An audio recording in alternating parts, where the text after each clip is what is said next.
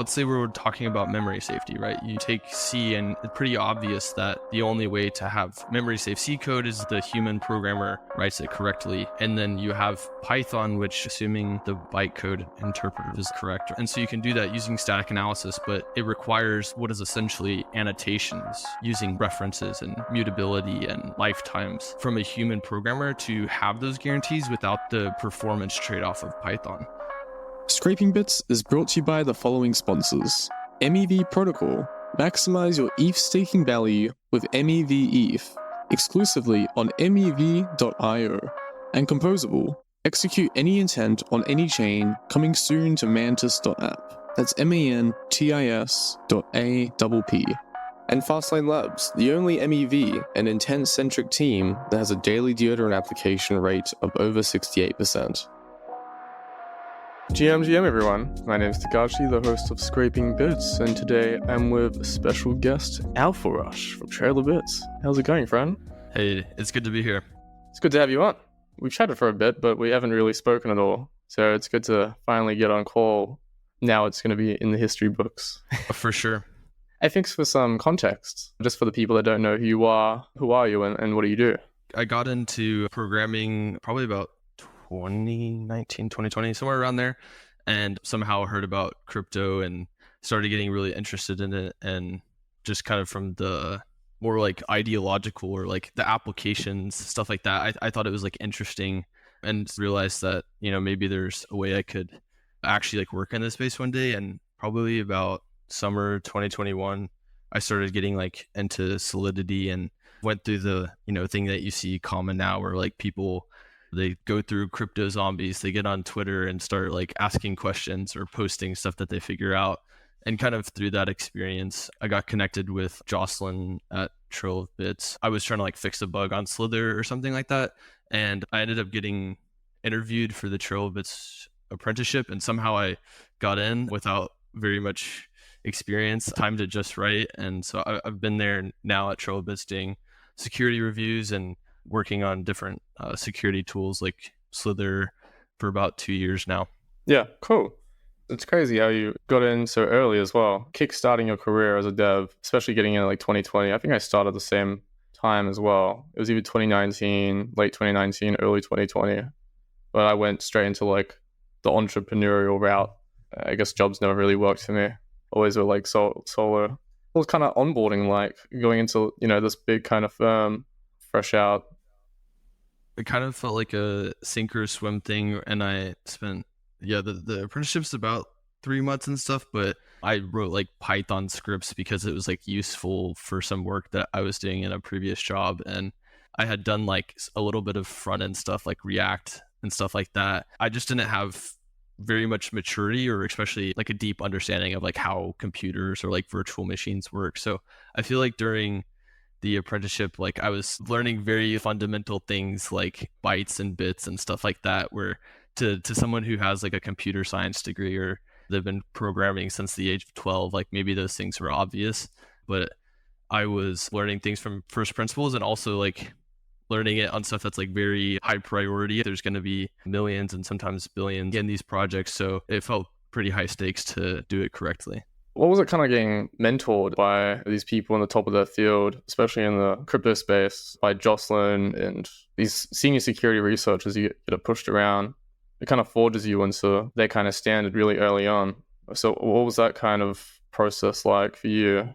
Yeah, I would say I was very fortunate because I think that's the hardest part about getting started in anything is that if you can quickly catch on and kind of in the age of the web where there's like, you know, YouTube lectures or articles that are like they have a lot of information density, kind of have to have someone to like help you prioritize like this is what you should be looking at right now, because if you don't understand this thing, when you get to, you know, the next thing, you're not going to be prepared for it. And that's sort of like what I guess colleges are traditionally set up for, but I never finished. So Trail of Bits kind of gave me the stability I needed during the apprenticeship and even following, just till there's countless people, especially like people who aren't even on Twitter or even on the blockchain team that, you know, they take time to answer just like maybe questions that seem simple and, you know, they would take for granted that they know that, but they're, you know, kind enough to say like, hey, I can set aside time to talk to this person and, make sure that Yeah. they really grasp this or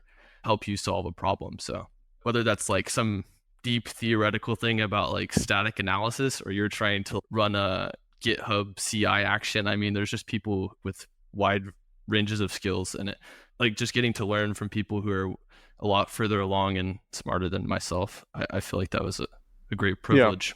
Yeah, I definitely agree. You got to find someone that's smarter than you, kind of stick around them, and then you kind of eventually get to the level just in nature because you're surrounded by that kind of environment. If you don't, then you're not going to really survive there, are you? And then it's just kind of like ever growing. You meet people that are at the same level once you get up there. You keep expanding, meet their network, keep expanding, eventually get to the top. And then once you're at the top, you start innovating and inventing stuff, which I think is the fun part. Yeah, for sure. It's definitely feels like a long road because you get to this point where you realize how much you don't understand, despite, and maybe I don't appreciate how much I've learned in the time, but then you start becoming the person that people are asking these questions to, and you kind of realize like, okay, maybe I have, but yeah, it never ends. So Yeah, it's a never ending journey of learning. Once you do get to that top spot, there's either two paths. You just go into a new field or you try and, break ground in it, which, I mean, that's what we're trying to do with the tooling as well right now, especially at Trail of Bits. You just released Medusa, which is like the next version of Echidna, right? Which introduces some interesting things like parallel fuzzing. I've been thinking about that quite recently as well, but I haven't implemented it because I think it's kind of like a late stage thing. Basically, you just introduce like new threads, right? And it's like highly efficient fuzzing. Well, in terms of efficient optimization, but you still need like the underlying kind of algorithms to make this fuzzer efficient. So, did you play any part in Medusa at all, or are you more on the static analysis kind of side? yeah, with Medusa, I think it actually even been started before I worked at Trail of Bits, and was kind of in this period where it just needed to get, or it was in this place where it just needed to go the last mile before it could be shipped. The vision has always been that it would probably replace Echidna eventually. I mean, the people who work on Echidna are also extremely talented, and so we kind of have this thing where, and also with the foundation of HEVM, there's some interesting things that are available to Echidna that Medusa is actually built using Go Ethereum as kind of like a library. So there's, I think, a trade-off of like what will be available for, the same amount of engineering effort. But yeah, Medusa's primary, I think, improvement would be just like I think the number one thing would be that we have a lot of engineers who would like love to contribute to tooling, but Haskell is kind of a niche language, and it makes contributing, like that, the barrier to entry is like that much higher. You don't only need to understand how a fuzzer does work and like maybe possible improvements that you could contribute. You also need to understand the language. So that was one thing. By writing Medusa and Go, we want it to be something that people can Almost contribute to. scalable. Yeah. Yeah, just a lot of people know Go better. I mean, you basically integrate into the node as well. Then you're basically able to grab the actual state live, or just use the RPC directly, or even just integrate it into the node itself. But yeah, I definitely agree. You got to make it more enticing for contributors. I also wonder why like these large firms actually open source their tools instead of keeping them closed source for monetary gain. Maybe it's just to help, the overall ecosystem, but I guess it's different perspectives, right? What do you think on that? Yeah, I wasn't around for it, but at one point, I think Trailbits was trying to do the same thing that we see a lot of people doing right now, which is they launch proprietary versions of tools, and sometimes they're even forking open source tools like Slither or something, and they're trying to monetize this through some sort of like software as a subscription. And there's definitely, I think, a trade-off of if you can get a lot of revenue and subscribers and stuff, you have a lot more resources to build more advanced tooling and have dedicated engineering to it. So you see places like Satora where they have an incredible number of very senior researchers, like people who are pretty foundational to like the field of like SMT solving, and they just have them on staff like working on that sort of stuff for them. So there is some value to it. I definitely just think that at Trailbits we realized like that was not sustainable, or even like didn't align with our values, and just that Like we think that security research is it's like a community effort, right? Like, and this is not just like in the crypto or like Web3 security world. It's like, as attacks and vulnerabilities get made public, right? Everyone is trying to add that to their kind of knowledge base. Like we know this is something that can occur. How can we basically never have to find this bug in the wild again? Like, can we catch it during the development lifecycle? And that's where you introduce testing and stuff like static analysis and just trying to eliminate those bugs. And so I think that it kind of became part of the mission, just that our tools always need to be improved, but just that we would make them open to people so that anyone can, you shouldn't have to pay whatever it is per month to, catch a reentrancy bug, right? Where it's like some fundamental thing where, and so, yeah, I definitely think long term, like just that, I mean, so there's fairly mature, and so are some of our other tools. And of course, as I said, software doesn't just, you can't just let it sit there. It also needs to be constantly maintained and improved. And that's something we're well aware of, and always trying to figure out what's the next priority, right? Like where is tooling going? And I think that at least my like personal conviction is that we will always be giving proprietary people a run for their money.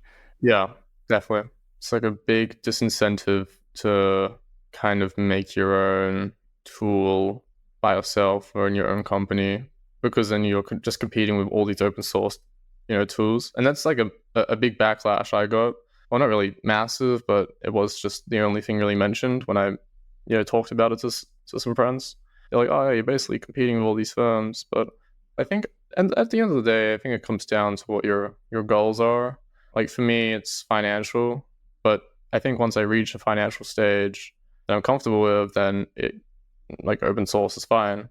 I'd be glad to work on that. But yeah, I definitely think for like firms that wouldn't necessarily care about money too much, because it's kind of improving the space overall, and that is kind of a positive feedback loop in terms of them, more adoption if the space has better reputation, more people want audits. Or I know TrailerBits is more than just audits, it's actually just improving your code, getting feedback on that. So it's just, a massive feedback loop for them. But I think for the small fish, like open source is great if you want reputation, to get people on board. I guess closed source is good if it's really like next level stuff. But it all comes down to goals, I think. No, I don't think there's anything wrong, especially like as an independent researcher, to rely on like, I mean, if you're, trying to make your rent or pay for your food every month, like you can't really afford to give up like how your source of how you're making money. But I definitely, I mean, that's kind of where you get the whole, and I still think it's an unsolved problem in academia, right? People get grants, and even then some of them still don't open source their code, but there is a trend of people like trying to open source even the tools that they build with grant funding, and making it actually possible to, like run benchmarks and stuff and verify that these investments that ends up being the government or some other private interest, even with the advent of like public goods funding, like from optimism and stuff, I think there's still always going to be room just for funding and grants to develop these kind of tools. The way it basically works is that in our spare cycles between security reviews,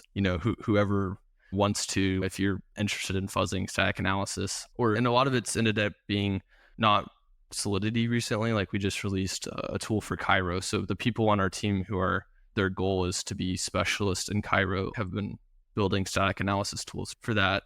I think that's the long term, like any language or any, basically whatever the frontier of like blockchain or just security broadly, like that's where TrailBits wants to be. We want to be pushing the state of the art, or at least applying the state of the art to these new domains. Yeah, the ones with ZK fuzzing is going to be quite interesting, especially exploit generation, because you have private transactions. And in order to do fuzzing, you need like to basically fork or have execution engine locally or something to run it on. So I guess an execution engine on ZK is so much more advanced than basic EVM one.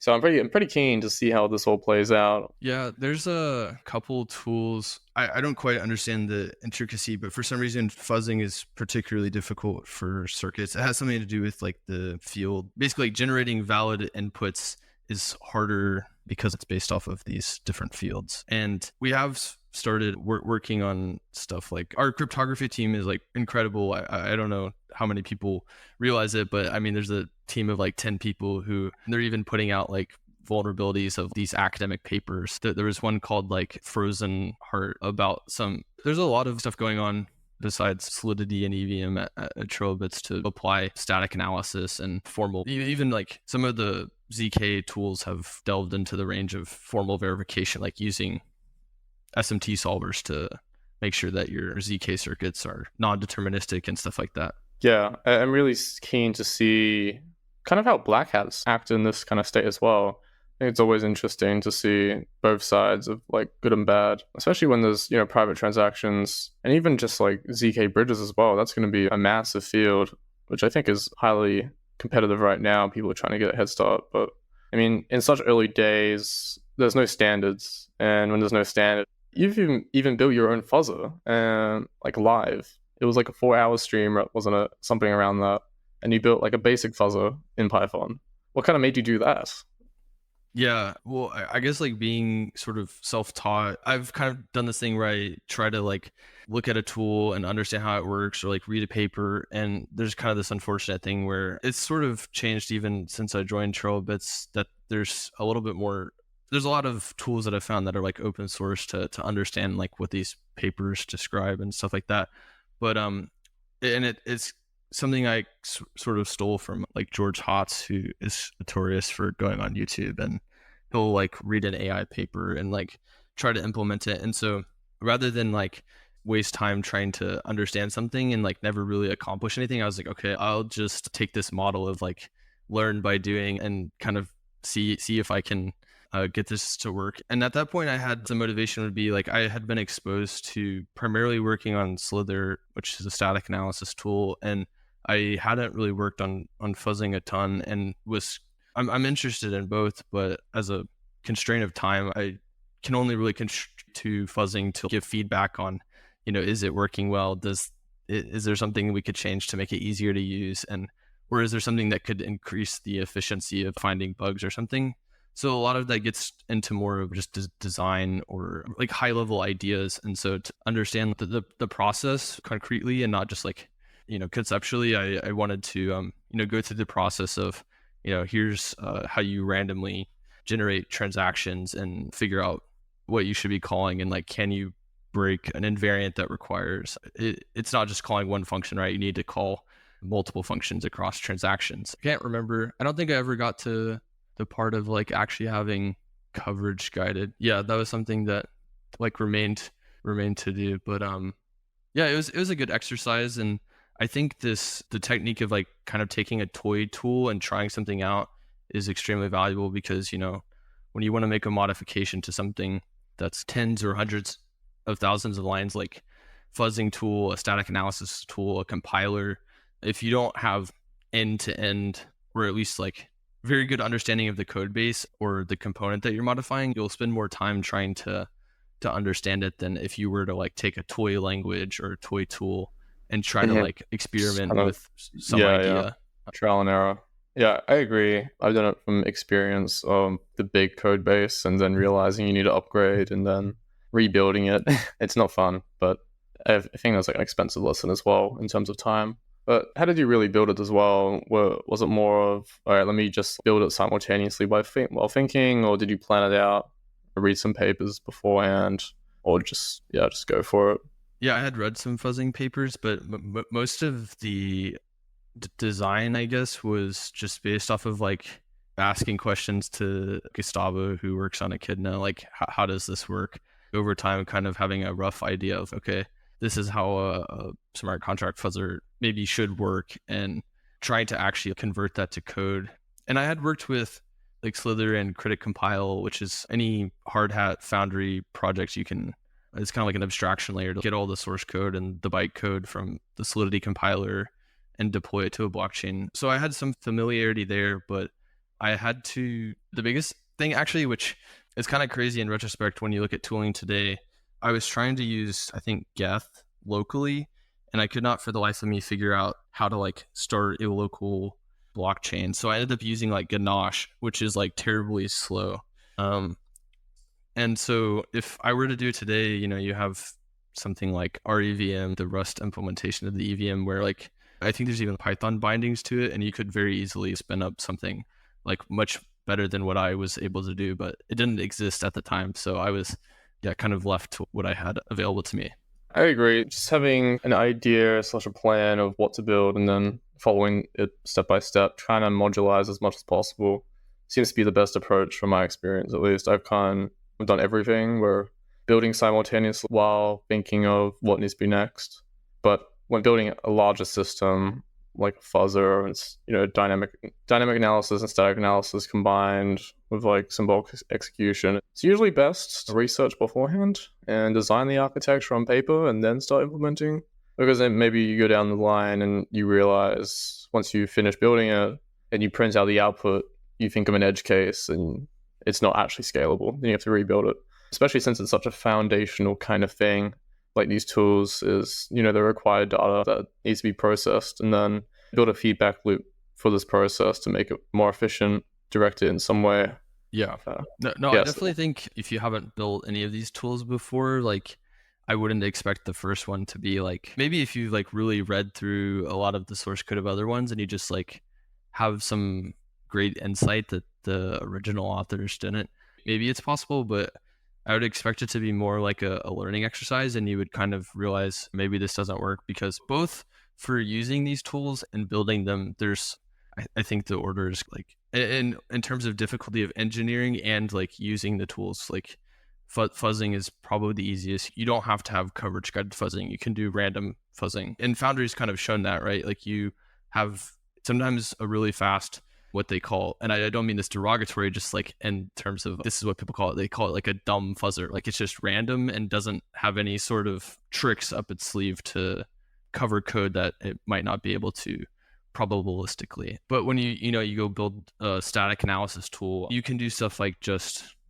sort of visiting nodes in the abstract syntax tree, or basically grepping the source code, but you're going to have a hard time implementing analyses that are out of the box available in like a more mature tool like Slither, where if you want to find out, does the user's input to a function, like does it reach some or influence some other variable and like affects the amount that you get out of a token transfer or something, that's going to be more difficult without investing time. And then you have tools like formal verification, where kind of a broad umbrella of terms, but generally it means like you're representing a program as ultimately like some sort of logical constraint or like SMT query to a solver, and you're asking it, like for this input, can you find a solution? You could spend all the rest of your life probably working on those kind of tools, because I think there's a lot of fundamental research to be done there still, and there's also just like a lot of tricks to get the value of it without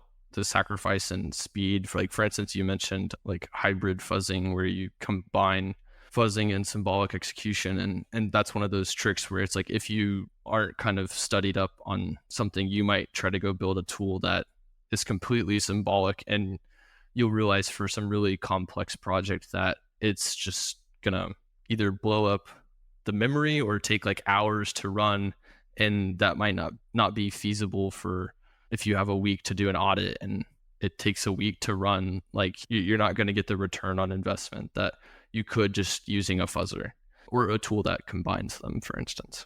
Yeah, I think for any kind of team doing a manual audit, they should build some sort of tool where you can direct the fuzzer, because you have more context in the code base, and then you can kind of like compile it down into bytecode and then feed in these user provided values to make it a bit more smarter. Whereas if you're just doing like gray box, throw on the bytecode, all right, let's find a vulnerability. That's like one of the most complex tasks I've ever dealt with. There's so many moving parts, so many things to account for. And you also need to have like a very good understanding of just bytecode in general at that point. What are the patterns you see in vulnerabilities? And then kind of putting that in a heuristic way is quite difficult. And some people don't even follow patterns as well. So Like a pen, for example, is seeing if there's an ERC20, transfer or transfer from, and then what kind of relates to this, what's being used, what's a dependency. But then maybe a project doesn't even use, these standards, and then how do you generalize that to the point where you know what the storage variable is? Is it relating to money? Is it like a shares kind of thing? Something like that. But it kind of explodes with complexity the more you dive into it with generalization. Yeah, that's kind of exactly what you say is, I think, explains why Trailbits has focused more on fuzzing than formal verification, because I think there's a ton of room for innovation and automation and for automated vulnerability finding. But when you have such a variability between projects of like, at some point it requires like, you have to have an idea of like what the code is doing and like what it should be doing and what behavior is undesirable. And I guess the way to put it would be like, you have an Oracle problem, right? Like you need to be able to ask like, is this a bug? You can do that with stack analysis. You can have a heuristic like, this is probably a bug based off of, we're seeing this function call, and it just basically it's based off like the syntax, and you're trying to like based off the meaning of like what that probably does. You say like that's likely a bug. Or with a fuzzing tool, right? You have like a human who's writing a harness, and like you said, you can kind of direct it to where you like, you're not interested in fuzzing like this really peripheral part of the system where like it won't really affect anything. Like you might find a bug that has really low impact if you were to fuzz it, but you're fuzzing an AMM and you can target the swap function and somehow get more tokens out than you put in.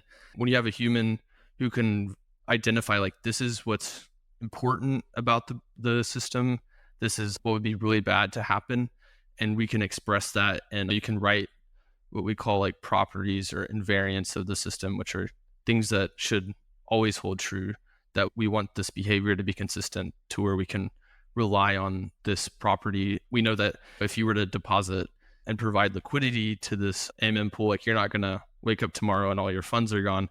I think the point where we're at expressing those properties and solidity is something that's available to developers. It's the language they're writing this code in, and they don't have to learn some specification language, which would be the next step of like, when you're asking yourself what is a bug and you're using formal verification, you typically have to write some sort of specification, and it might be a domain specific language which you need to learn, and you have to be able to express what you call like axioms, like for all inputs to this contract, this property holds true, which is not something that is available out of the box in Solidity. Maybe could be eventually, but we're not there now. So I think it still makes sense to primarily rely on lighter weight techniques and only reach for formal verification when you have really mature code that you have a good understanding of, and you have the time, expertise, and resources to invest in that.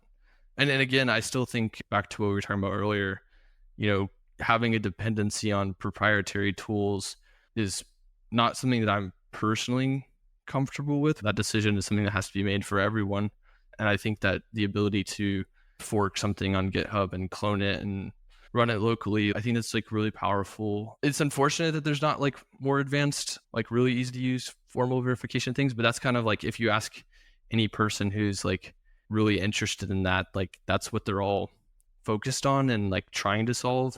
And it's hieroglyphics to anyone who's not in that field still. And yeah, there's actually not a lot of resources on it. You have the fuzzing book, for example, which is a terrific resource. But I mean, if you go on like Udemy or any of these course websites, there's no courses on building a fuzzer from scratch, talking about these topics in depth. It's more about very specific things, like using a fuzzer to, I don't know, develop some software or something like that. But yeah, I've noticed there's not really a lot of content on it at all. It's more about very surface level things. But I do agree with teams needing to write invariants, but the question is, how fast can you write them, right? And if they're using a domain specific language, then it's going to take, it's just not a good trade-off unless it's a very good tool. I think Sotora does domain specific language thing with a specification, and they actually just get hired to write it for teams. But if there was some kind of streamlined tool, I think this is a great idea if someone wants to do it, but make something where you can kind of, if I were to do it, I would do this. I would have, a really good fuzzer, and then I'll have a user input thing of, okay, what storage slot should be what at a certain time. The problem with that is Solidity compiles into a whole bunch of opcodes that's just optimize it all. Like if you run a basic like ERC20 contract, you'll see there's a lot of filler code or just inefficiencies, which is fine, but it's just like a compiler problem at that point. But yeah, it gets a bit complex to that degree. But if you have some kind of tool that can identify, like the storage slot in Solidity is represented here in the bytecode, and you can say this shouldn't pass, this value, and then push it back into a fuzzer, and then you can kind of direct it like that, which I think Foundry does quite well, actually. I think Foundry's kind of like the standard now. But that's not even like a smart fuzzer. It's more of you have invariant than random inputs. So if someone built like a tool of a smart fuzzer, with change analysis, bound analysis, all this kind of stuff, but also having the project, and then being able to just like write a line of invariants and push that in, where should it be? Writing invariants within the code itself.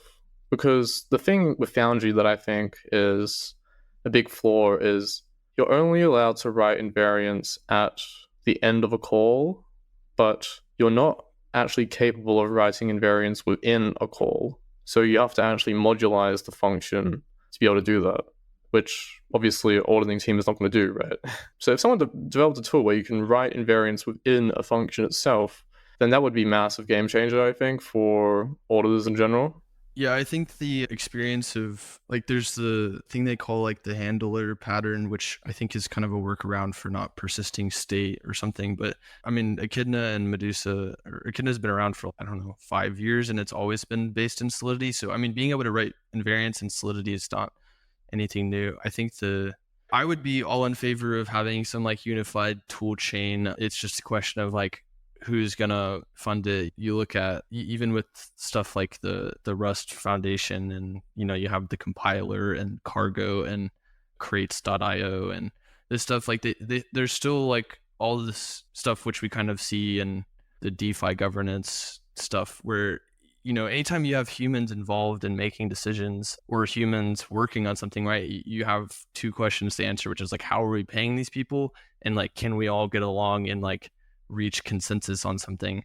And so for TrailBits, like working on our tools, having the ability to freely modify them, like when we determine that something is going to be the best way forward. And I think there's definitely a lot of improvement to be made on user experience and stuff. But the whole thing, I do think that it's there's all these things that you mentioned, like bound analysis and stuff, and there's like theoretical benefits, or I think the idea was to use it in Foundry as basically to help it get past like certain, like you put a constant in your code and you could detect that the value needs to be equal to that constant to pass this, basically to reach this branch, right?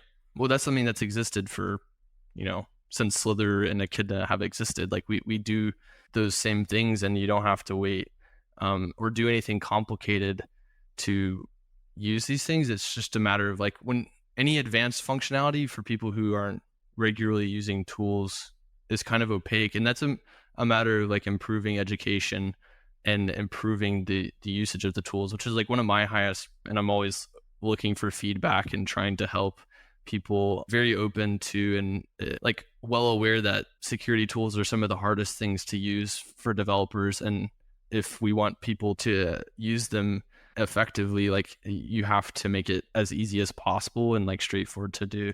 The other thing you say about using stuff inline to kind of indicate like, this variable is important, or this variable, like adding meaning to the code that a tool could use, which is something that I think has kind of been explored with like static analysis traditionally, and something we've used a little bit in Slither. Like for instance, like if you know that an address is trusted, then like you can annotate with a comment, and like Slither won't warn for reentrancy because you trust that contract not to call back and like cause some sort of unwanted action that you didn't anticipate. Or if you have like a variable that should only be written to by specific authorized users, you have an only owner modifier, for instance, like you can annotate and say any rights to the state variable should be preceded by a check that the address is authorized.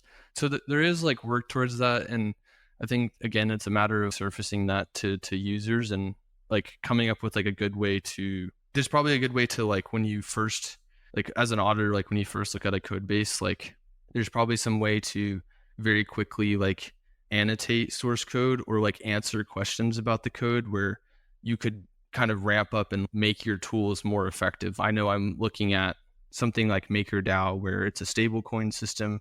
I should probably make sure there's always more collateral than debt or something. And like you could very quickly like try to identify the state variables like relevant to that and then make it easy for your fuzzer before you've even fully manually reviewed the code. You're already starting to fuzz on like important properties of the system like that. But getting to a point where it's fully automated, I still think that you're always going to need someone in the loop. You can always reduce the amount of reliance on humans, but sometimes it's better to ask a human than to spend years of research trying to solve a way to like slightly incrementally solve something automatically where you don't get as much of benefit. I think it depends on the ultimate goal as well. I think fully automated tool is definitely feasible for a certain goal. For example, if your goal is to find every critical bug in every single state of a contract, that's quite difficult. And it probably, depends on what you really are interested in at that point. But I think if you can kind of generate some global invariant, for example, can I take money away from this? That's usually the main one that black hats use, and that's what you want to deter when you're live. But if you're trying to find like mediums, for example, like something that could happen at a certain context, but it's highly unlikely, then maybe they're not really interested in it. And I think that automating that is quite hard as well. So I think if you have some global invariant, you can try and that applies to kind of everything, which in this case, smart contracts, it's always, can you take money? Then you can actually fully automate it, but it may take a while depending on your skill and experience, whatnot, which I think is like a contrary opinion, but you don't believe it until it happens, right? It's kind of the same with any innovation. Like, oh, humans can fly, oh, now there's an airplane. Okay, that's an innovation. Yeah, I think in due time, like everything can really come into play. It just depends on what's happening. But I think for specific things, if you have time constraints, it's very very hard.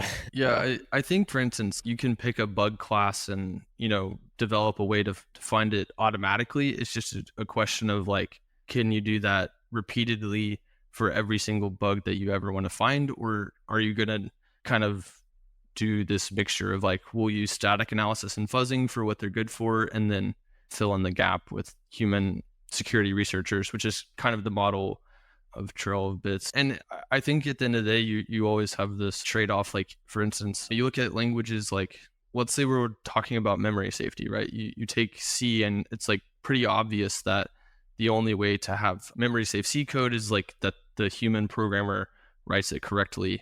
And then you have Python, which like assuming the bytecode interpreter, like all that stuff is like correct, right? Like you're not going to have memory safety issues because you're not manually managing memory. And then, but the trade-off there is like now you're really slow. And so you kind of have this happy medium of Rust where using, again, static analysis, they can do this thing called like borrow checking, where you can look like, am I accessing memory or that I don't own? Or like, for instance, are you writing to an area of memory that you don't have exclusive ownership of? And so you can do that using static analysis, but it requires what is essentially annotations using references and mutability and lifetimes from a human programmer to have those guarantees without the performance trade-off of Python. But I don't know that there will ever be. I think things could always get better. Like, will there be a programming language that has memory safety and you can write it like Python, but it's as fast as Rust? Like, does that world exist? Probably. It's just a matter of a lot of work and research. But I don't know that you get any of these things like for free, or just like there's no like utopic world where we never write bugs again. I think we're always just going to be. Yeah, I agree. Like even with new tech and new innovations that come out, there are always going to be new bugs and new classes of them, new kind of vulnerabilities. Like with AI coming into play, there's going to be vulnerabilities with AI. For example, you can like prompt it in a certain way to get I know maybe some private information, it doesn't really adhere to restricting that kind of prompts. You can get around it. It just depends on like how you ask it and all that stuff. So even you see like with new innovations like AI, you have deepfakes, which it can be great or they can be bad. And then now you have problems to solve of how do you detect a deepfake in case it's used in court or something or anything like that. So I think there's always going to be security is just, permanently there. It's just you got to keep up with innovation and just really stay on top of it and keep trying to improve. Because I think manual stuff is not scalable at all. The only way you can scale is just hiring more people. But at that point, you just need a shit ton of money and people with experience. So I think eventually you're just going to have to automate as much as possible to maybe help the manual side of it. Or maybe, yeah, it's interesting. I'm also very interested in like invariant generation. I know it's like incredibly hard, but I think AI could be used to kind of understand the code base and generate invariants, and you can kind of choose, oh, yes, this is true, or no, this is not true. There's obviously a bug there then, which I think can work if you think about it. Yeah, I'm not too deep into it, but I think that's kind of the problem you face with these verification tools is that, and again, like looking at a tool like Satora, right, where they rely on at some point the bottleneck of SMT solving. They can use static analysis, which can be used for invariant generation, where it's like the example they give in their documentation, something like the memory region, or I don't know, basically like you can have using like techniques like static analysis, you can decide that this property of the program is true, and then you can simplify or feed that information into this logical constraint that you've made, and it makes it easier to solve. There probably is a point at which you could do the same thing instead of using something like static analysis to find invariants. You could use AI. I think the problem is that, for instance, like a high level property, I always get my money back out of the system. For something simple like that, maybe the AI gets it right, but we don't have any guarantees about correctness, and you would probably end up needing a human to review it and facing this issue of, is it subtly wrong? It's kind of like reading code you didn't write. Does it do the thing that the programmer intended? Maybe, but unless you know what the programmer intended. And then for like lower level stuff, like reasoning about things in like bytecode or machine code where you're trying to like speed up something, like could you use it?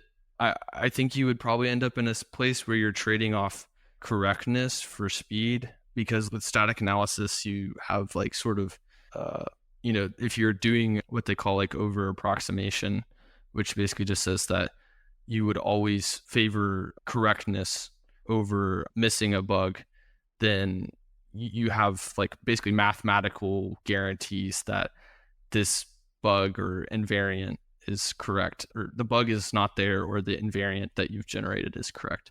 But with AI, again, you're sort of flipping a coin, I think, at the end of the day, and you would need a human in the loop to check that. But it probably could be used at some level to speed things up. Yeah, I don't know if anything actually tells you what is happening. Well, I guess the code tells you, but you don't know the bounds to the code or what's required. So maybe a tool where you can have a static analyzer, right, that tells you what is actually possible. So it generates kind of ranges and what can be called before it, what can be called after it. Even that might be useful just to create that kind of documentation. In a sense, it generates documentation in like code format, and then the developer can go read that and say, wait, no, this is not actually meant to happen. I missed this before. I think that would be quite interesting, actually. I don't know if that exists. Yeah, I think using the stuff for code understanding is probably like a little bit more like imminent. There's a company called SourceGraph. They have a tool called Cody, which you can like access in a GitHub like view, and you can open a file in the browser and ask questions about. And I've tried that some, and I think it's similar to, I mean, like when you're trying to understand a code base, right? Or like how to use an API, like you frequently use like the test or something. And so rather than having to do this like really manual process of clicking go to definition, go to references, you could rely on the AI, and like it might have inferred these relationships that you would manually discover, and ask a question, and it might very quickly like give you something that's like workable. Maybe you have to tweak it, but it's definitely more quick. It's faster. So Yeah, I think AI is definitely going to be a massive factor. I'm keen to see how it's played in, program analysis as well. It is kind of similar in a way. If you think about it, AI is quite similar to fuzzing. My knowledge is limited, but from what I can tell, it's basically the same thing, fuzzing into a reward. And then based off the reward, you kind of change your approach until it's perfect, almost efficient / optimal. So I don't know. I think it's a great pathway to get into if you're in the dynamic analysis route. Both kind of heuristic based, right? That's a path I want to take, and I think it's quite interesting, especially if you're an automation maxi like myself, even though it requires a whole lot of prerequisite learning like math, a bit of probability, calculus. In the long term, grand scheme of things, it's probably worth, especially in this day and age when ChatGPT is basically revolutionizing the world quite clearly.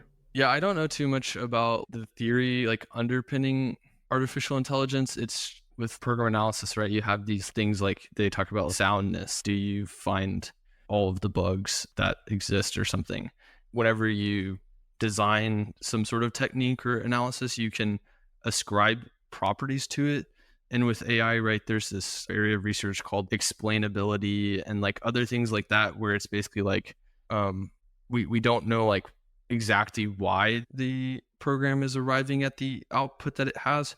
And we don't know that at a future date, when we ask it the same thing, would it also determine the same thing? I guess it's just like a trade off of would you rather use a technique where you have strong theoretical and even mathematical understanding of what guarantees you have based off of the technique you're using? Or would you rather use something that is a probabilistic system where you're relying on details like training and the internal weights, which you don't really have any like way to understand or introspect? It might be useful, but I think there's a different level of trust. Like I would trust a program verifier that's uses abstract interpretation, and so it could be like software bugs that it's incorrect or something, but you still can reason about that versus something that behaves more like a black box where you're asking artificial intelligence, is my program correct? Yeah. I think it still comes down to, in my case, whenever I talk about this stuff, I'm thinking about, can I extract money from this? Can I brick the system? Can I gain access or manipulate a storage slot in any way that I choose or within some bounds? I think AI can definitely do that. Anything that goes into the realm of understanding business logic, what it's intended to do, and finding criticals from that, I think that's the limit. Or at least what's incredibly difficult. If someone can achieve that, they've got like $1 billion business in my eyes. When you put it that way, do you think when you ask yourself, how will AI help black hats or hackers or something? Will they be more effective and able to cause more damage? The answer is probably yes, at least at some time scale. Like, I don't know if that's 5-10 years, maybe it's next month. When you're talking about defending, it's a much harder task to not have one bug versus to find one and exploit it. So there's kind of that, which maybe that means you have to update your assumption about the capabilities of who you're up against. But at least with like smart contracts and stuff, I think it's been pretty ingrained into most people that they're dealing with potentially a nation state, or at least people who are willing to spend months and have very talented hackers working to exploit the systems, because it's different than like corporate espionage or whatever else, like we're doing ransomware or stuff like that, where sometimes there's like an indirect value where it's like, maybe we found some information on our competitor and there's sort of an intangible. And then there's ransomware where you get some sort of bounty, and there's like DeFi and you get potentially millions and sometimes like tens, hundreds of millions of dollars just instantly in your wallet. The motive to attack or like what you're getting out of it is very clear and obvious. Mm-hmm. Yeah, I agree. I think auditing should always be looked at a black hat perspective, because that's ultimately what you're going up against in the DeFi world, at least. I don't have any experience in Web 2, but if I were to build a protocol, I would want to prevent money being stolen, money being bricked, just money, anything money related. Yeah. I guess it's like, yeah, like I definitely think auditors or researchers should have that mindset. But when you're actually like working with their teams, like, coming away with like a lot of critical findings is not necessarily reassuring. And then you have projects where they're extremely If you're going to review any old like T protocol and someone paid you like 10K to review it and they don't have any experience like writing Solidity, like you might be able to boast about it on Twitter and say like, I found 12 critical issues. But that's a huge difference than working with someone, they're on version 4 of their protocol and they're like $1 billion company and their developers are extremely regimented about building a product that's not going to break, and like trying to go the extra mile and like offer some level of, at that point, like maybe you didn't find a bug, but you wrote a fuzz test that, now you have higher assurance about that code than you previously did, but there wasn't like a material finding. You just have, so I think there's kind of two sides of the coin where it's like, you should definitely find as many, like steal all the funds and tell people about the bugs, or you should not steal the funds. I mean, you should tell your clients or people like, responsibly disclose vulnerabilities about loss of funds, right? There's also a very needed component, because it's like, there are also people who are like writing code and they need help, not just finding bugs in their code, but like, how are they going to write code tomorrow a little bit better? It's an imperfect process. And it's like, you're never going to reach, I don't think you're, going to become a developer who just can't write bugs, but there definitely is like a way to develop software where you're less likely to have something really bad happen than otherwise if you weren't to implement any of the sort of like things that people advocate for, like testing and stuff.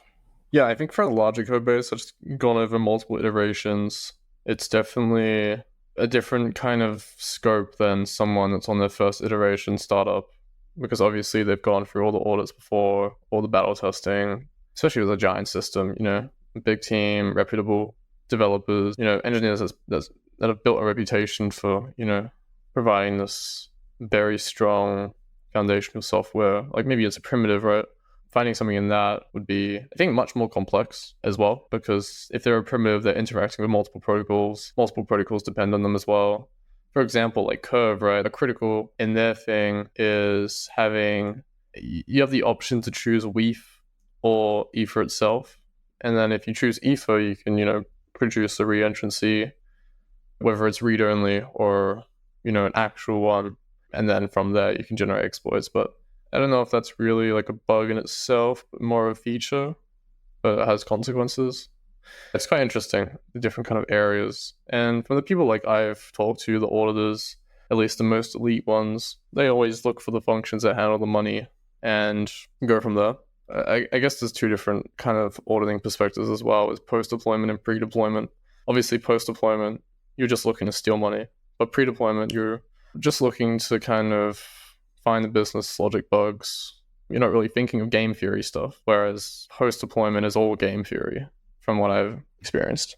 Yeah. And then when you get outside of smart contracts and you're looking at we have all these roll-up solutions like optimistic and zero knowledge popping up, and there's a lot that goes into, and to add to that, you have the layer 1 nodes themselves, and sometimes in the case of Ethereum, I don't even know how many, like 6, 7, 8, something like that, and probably more if you include, they're all expected to be like the execution and consensus compatible. So you now have all these like combinations of clients where you have to be absolutely sure that they're going to work correctly. And so there start to be like different kind of bugs that are like equally devastating, but it's not as clear or easy to find as some way to steal tokens from a smart contract, because it might require understanding a system with a lot more code and a lot more complexity.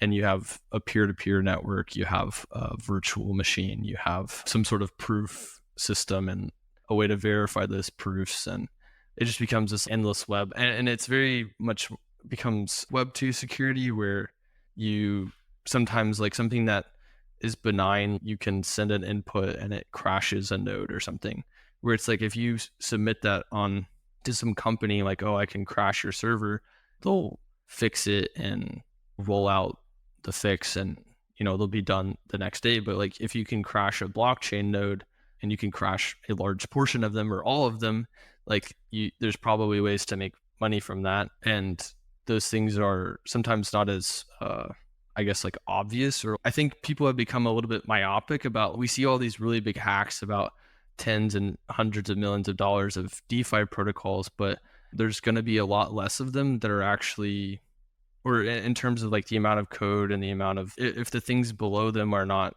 more secure than they themselves are, like you're in a world of hurt. There's so many attack vectors. There's like wallet hacks, phishing. You got Web 2 attacks in it as well.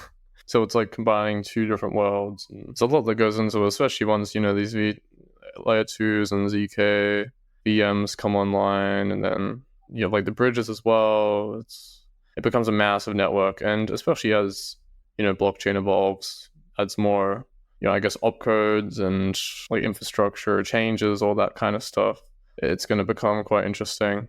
And I think like security is going to become even more important. So it's definitely a great time to hop on board any kind of opportunity you find, because you're really, in the grand scheme of things, quite early. I think now we're starting to ramp up on innovation, at least from my perspective.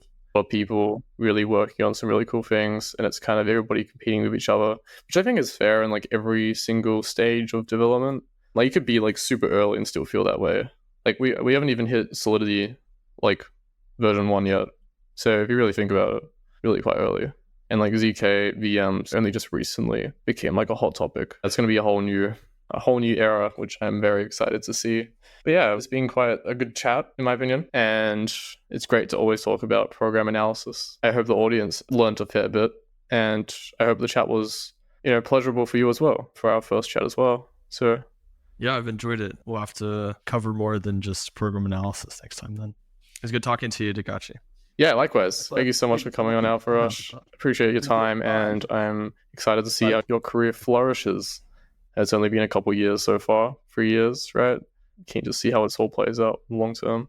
But for the audience, if you want someone to come on the podcast, please DM me on Twitter at scrapingbits or email me at scrapingbits@gmail.com, and I'll review whoever you send. Otherwise, thanks for listening, and hopefully catch you in another one.